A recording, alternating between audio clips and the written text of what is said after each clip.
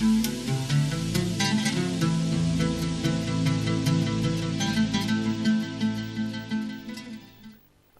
pemirsa HCTV yang dirahmati Allah, kita kembali di Ustaz Menjawab dengan tema fenomena ulama dunia. Alhamdulillah sudah ada SMS dari Selfie Marita. Iya. Selfie Marita ini tinggal di Banda Aceh ya. Assalamualaikum warahmatullahi wabarakatuh. Waalaikumsalam ya. Ustadz yang terhormat, saya ingin bertanya, ulama su itu kenapa dinamakan ulama? Padahal mereka itu orang alim. Kenapa orang alim itu menjadi su, menjadi buruk? Biasa kalau ulama itu kan sudah baik-baik semua. Mohon penjelasan Ustaz. Silakan Ustaz. Ya, alhamdulillah. Yang dikatakan ulama su ini yaitu dia ini banyak sekali digoda oleh setan. Diperjuangkan oleh setan supaya dia ini dapat digoda, sehingga dia terjerumus.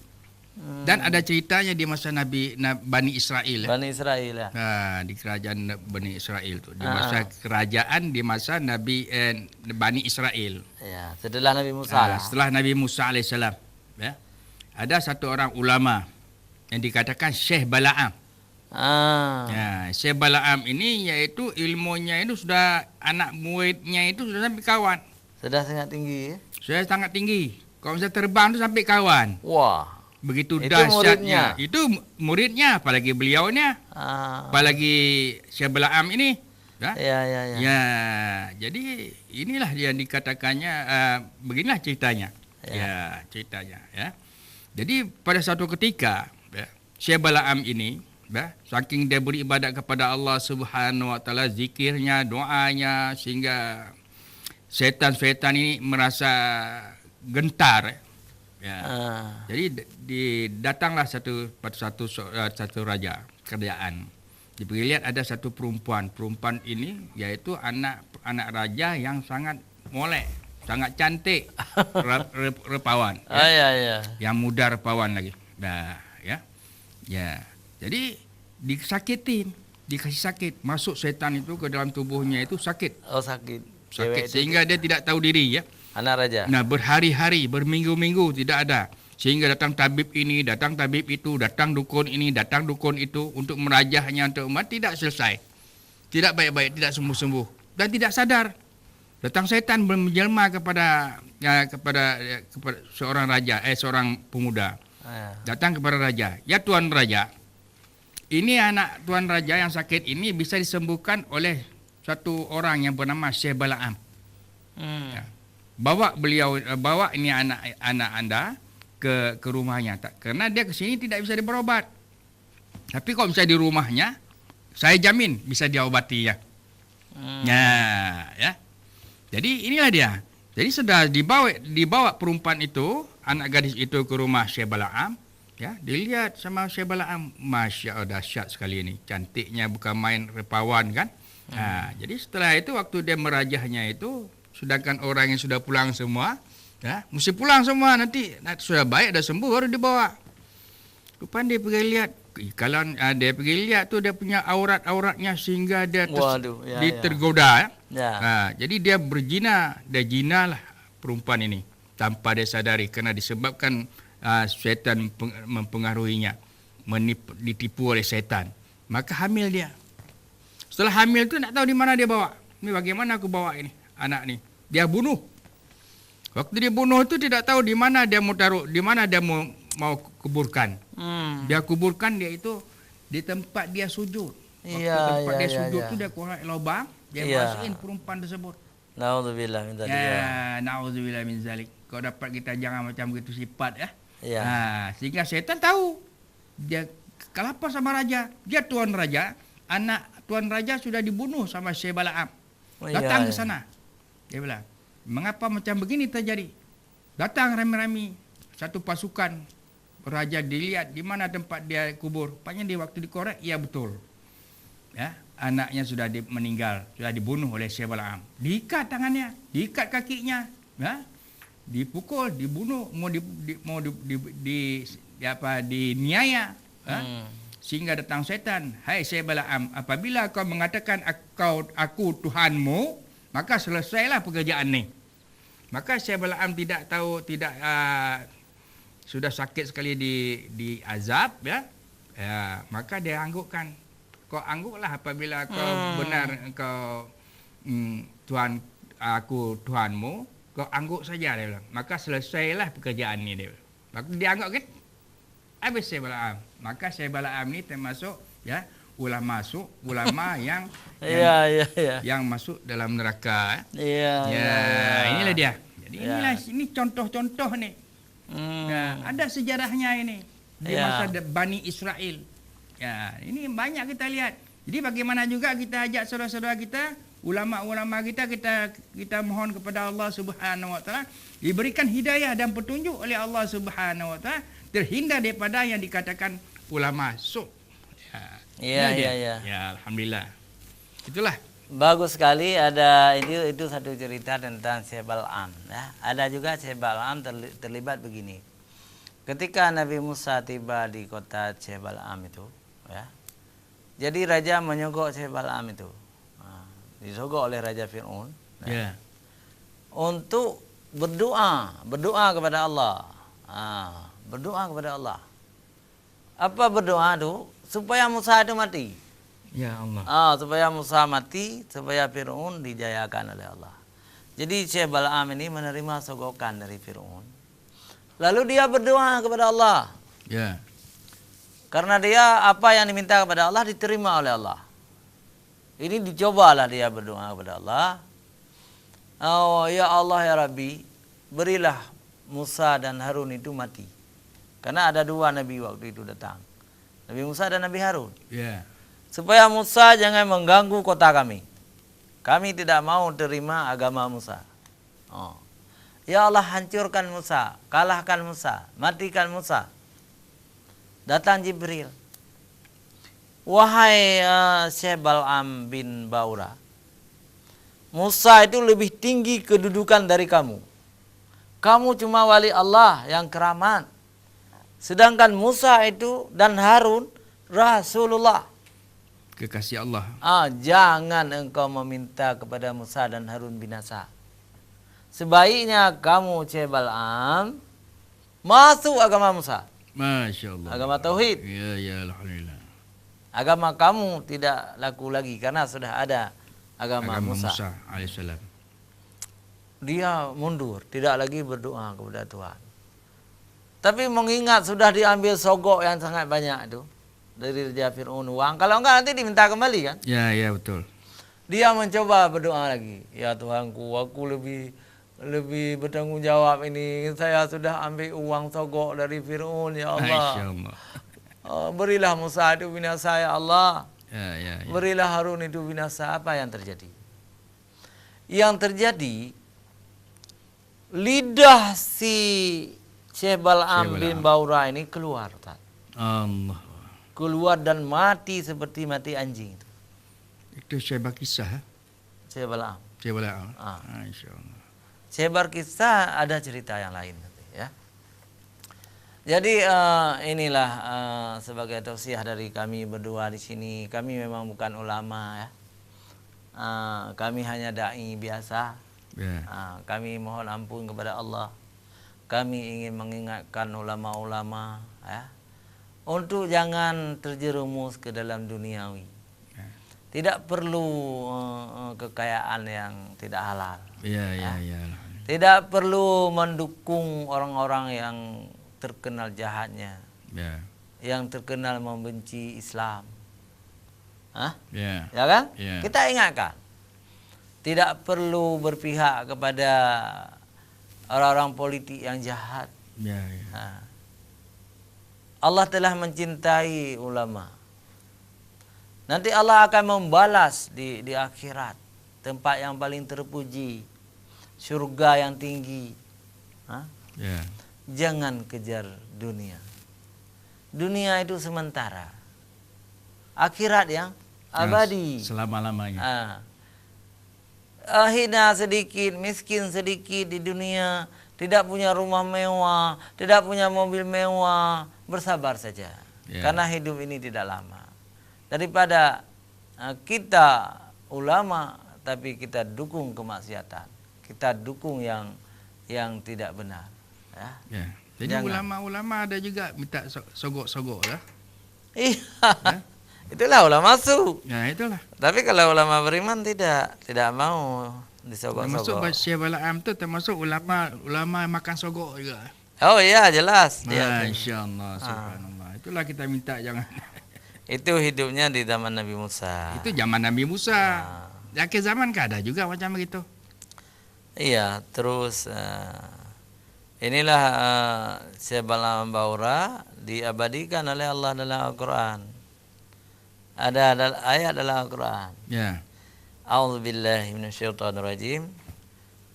Watlu alaihim naba alladzi atainahu ayatina fansalakha minha fa asbahu syaitanu fakana minal ghawin.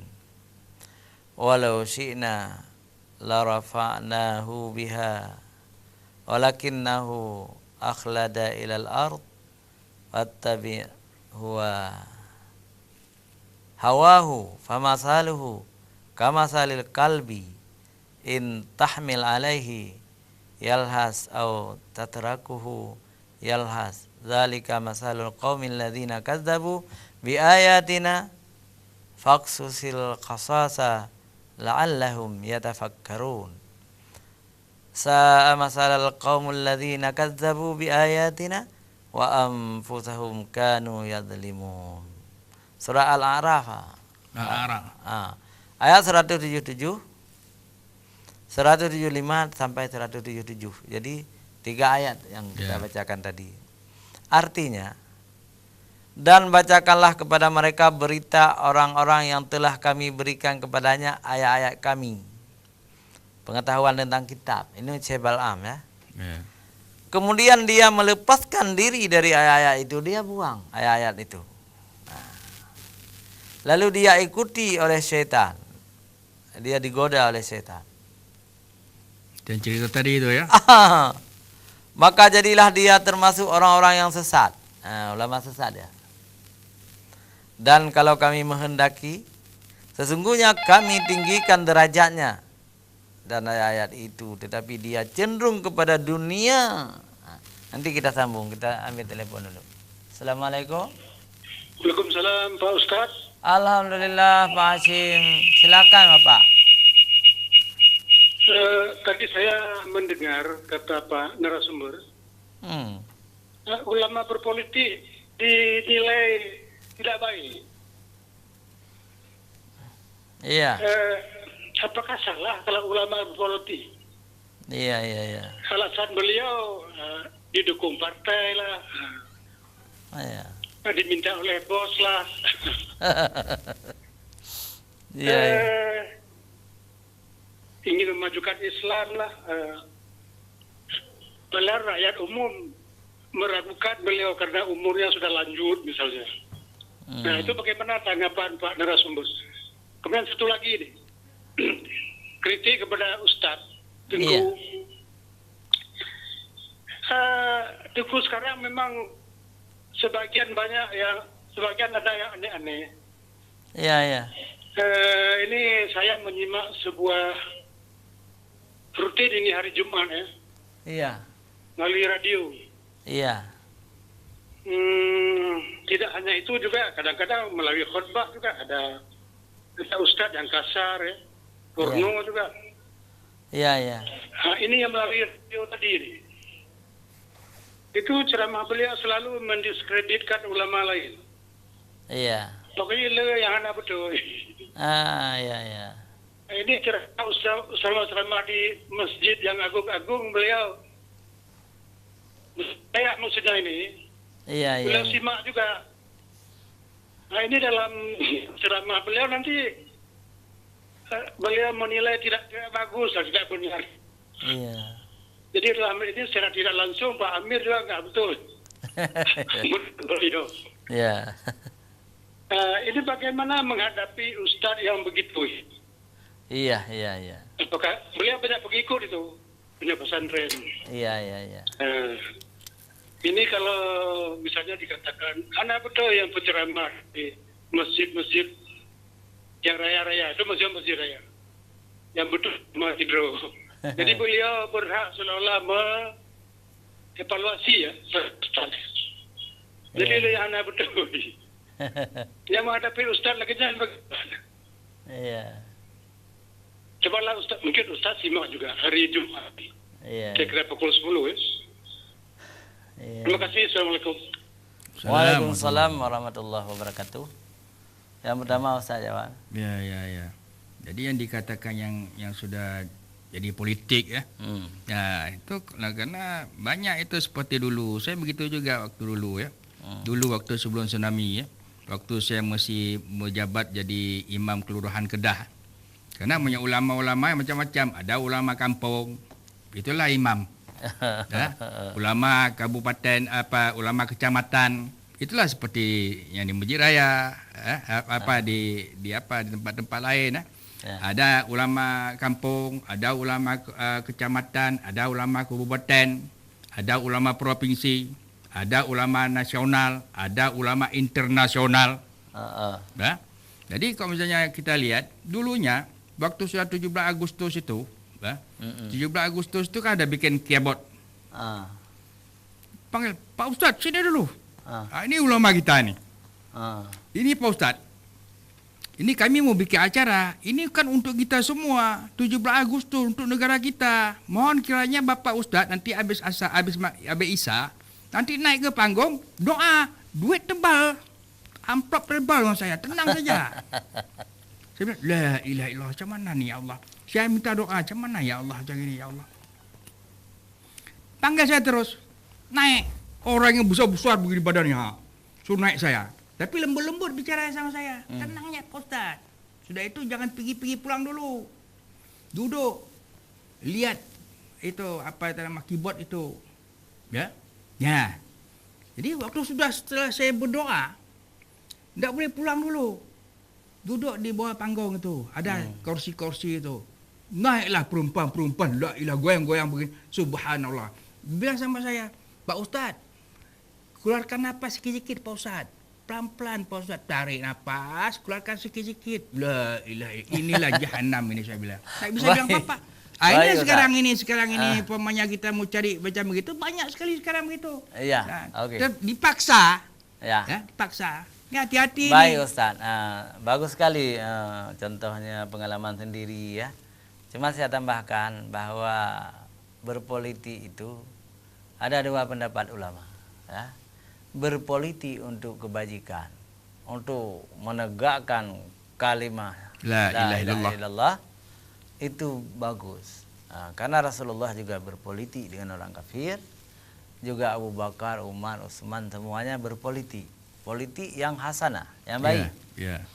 Tapi berpolitik untuk sipak langgun roh. Yeah. Gitu kan? Jadi seperti orang main bola menyepak dalam gol sendiri. Yeah. Berpolitik berpihak kepada orang-orang non-Islam, berpihak kepada partai-partai non-Islam, justru ingin mengalah orang-orang Islam. Yeah. Itu yang diharamkan. Itu politik jahat. Yeah. Maka Syekh Muhammad Abduh, seorang reformis dari Mesir, beliau mengucapkan kalimat yang sangat terkenal, A'udzubillahi minasyiyasah. Aku berlindung kepada Allah dari politik.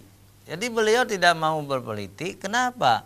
Karena di Mesir waktu itu, negeri Mesir itu di bawah raja yang tidak senang kepada ulama, yang membunuh ulama. Maka Syekh Muhammad Abduh tidak mau berpolitik. Tetapi ketika misalnya negara cenderung kepada umat Islam, cenderung ingin menegakkan kebenaran, itu ulama wajib berpolitik. Jadi politik itu sesuatu yang tergantung orangnya. Kalau orangnya baik-baik, berpolitik itu dapat pahala. Waktu saya berpolitik, saya anggota DPRA, saya berhasil membuat beberapa kanun. Yang pertama yang sangat besar, Undang-Undang Provinsi Aceh. Nah, itu termasuk saya di dalamnya, ya. Itu akan dapat pahala saya walaupun saya sudah mati. Karena kita buat Provinsi Aceh ini berlaku hukum syariah, gitu kan. Kemudian saya juga membuat kanun tentang badan daya. Sekarang sudah jadi dinas, lebih tinggi lagi bidang daya. Itu ulama-ulama tengku-tengku dapat rezeki semuanya. Jadi 5 tahun saya di DPRA, saya banyak membuat kanun-kanun yang menguntungkan Islam. Tetapi kalau kita berpolitik ingin mencari kekayaan tanpa menguntungkan agama, itu tidak ada pahala. Pemirsa jangan kemana-mana, belum habis saya jawab yang ditelepon oleh Pak Hashim. Setelah ini kita jawab kembali. Jangan kemana-mana, kita kembali setelah jeda berikut.